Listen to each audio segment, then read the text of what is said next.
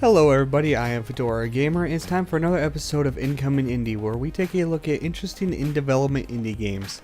Today we are looking at Pixel Boy. This is a very early, well, I would say probably a beta press demonstration build.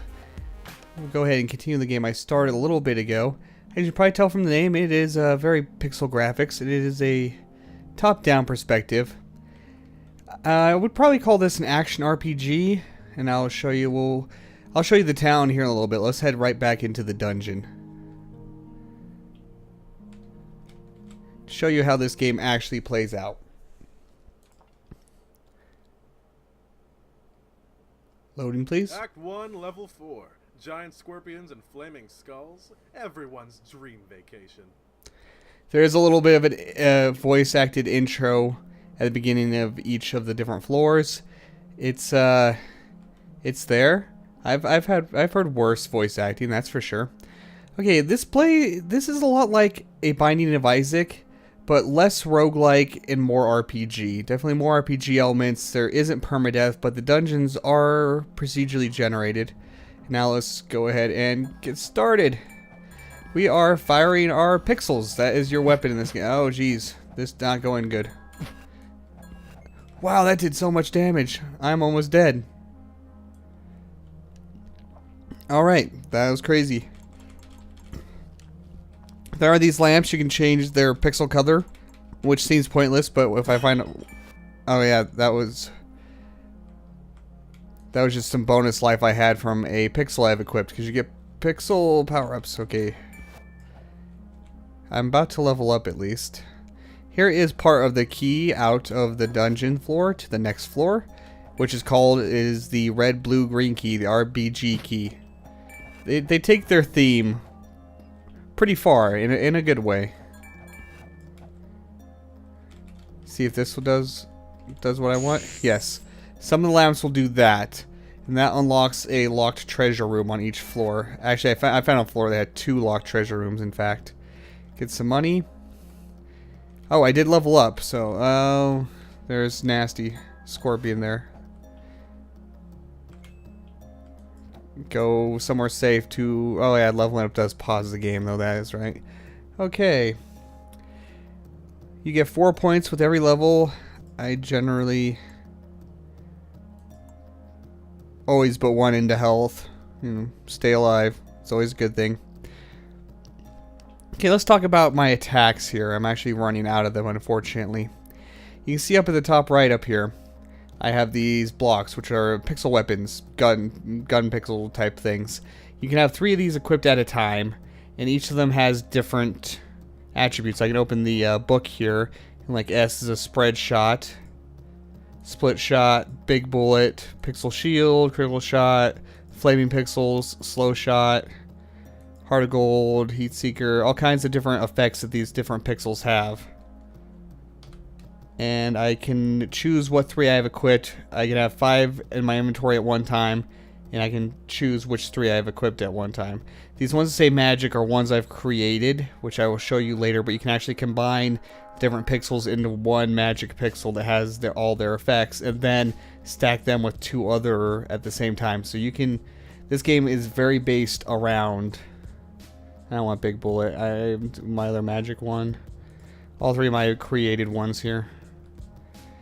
This game is based largely around the crafting of interesting pixel gun weapons, with over 6,000 different combinations are toted by the game's trailer.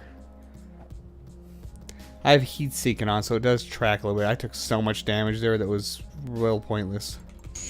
Okay, and this is a nice treasure room, so I will probably be able to die. I'll probably be able to die. That's all I'm able to do at this point, apparently.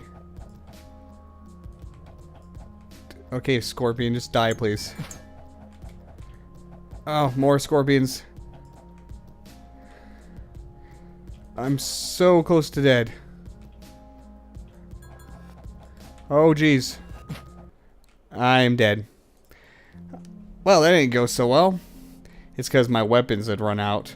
But then I get some of them back when I come back to town from dying, and I do, but I don't keep all the money and such that I had gained on that floor. Unfortunately. Let's look at the armor shop. I'm not actually wearing any armor right now, I do not believe. Let's see. Oh, I am wearing armor. I'm wearing tier 1 blue armor. You pick up armor orbs, or you can buy them here at the shop. I don't have enough to do anything with, but... And then you can make the different armor orbs into different colors of armor that have slightly different effects. I don't know if they actually protect you from damage at all, but they all seem to have, you know, passive effects on your stats and such. To make a tier 1, you need 6. To make a tier 2, you need 8. And I can't make these higher tiers yet. And I'll tell you why. You can invest money into shops to increase the shop level at this armor crafting shop. That opens up the higher tiers of armor, is what that does. I do believe the armor can break, though. I'm not sure on that. And then if I... And I don't know what happens if I invest in the shop here. Because I can already buy all the different colors of... I don't know. Let's invest and find out. I don't think that did anything. Unless... I think it lowered the price. I think it used to be 5 per armor orb. So... It's a very interesting progression mechanic that's in the town with all the different shops. Here is Pixel Shop. Investing here gives me more selection of different pixels that I can buy. What do I have here? Growing pixels? Nah. These are kind of expensive. Big bullet. You can also stack multiple of these to increase their effect. Let's see what I have on here. The one thing I will say is you can only have the 3 you have equipped, and then 2 more. So you only have a maximum of 5 pixels in your inventory, and that is extremely restrictive when you can combine up to 5 different pixels to make one. So it very much restricts what you can get in the dungeons. I end up quite often leaving pixels behind, unfortunately. Magic, magic, magic. Magic. This makes a nice combo that I really like, but each pixel does have a certain amount of shots. Most of them are 250 when they start. So these two I've been using for a while, and I am running low on ammo for those. Now over next to this is one-time use pixel power-ups. Oh, talk to Dungeon Dan. I was like, what is this message? In here... when you first start, you can only combine 2 pixels at a time. Investing in this unlocks the more slots to combine pixels into 1. Right now, you can't combine ones that are already from being combined, so I can't combine that. The only one I have is the big pixel. Let me see what I can buy, and I'll go ahead and just make one real quick. Growing, I don't want that. Heat Seeker. I do like spread shot, so I'll buy a spread shot here. And then I'll go combine that. We'll do bigger bullets and spread shot.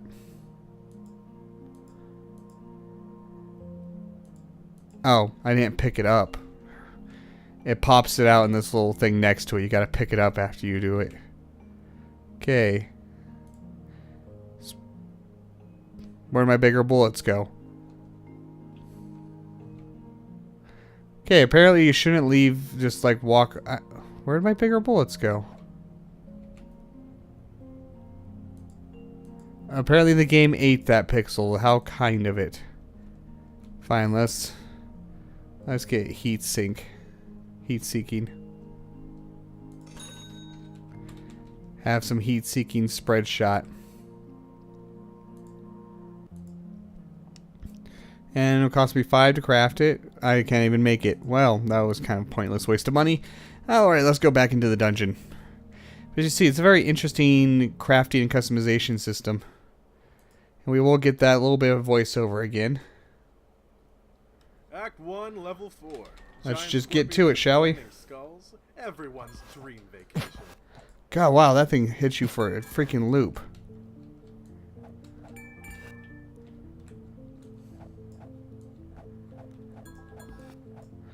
I should quit wasting so much ammo here. Ow! See, unlike games like Binding of Isaac where they're all self-contained rooms, once the dungeon starts, all the doors open except for the locked ones. And everything can come hunt you down from any direction. I am like being real shitty at this today. I was doing a lot better than this last night. There we go.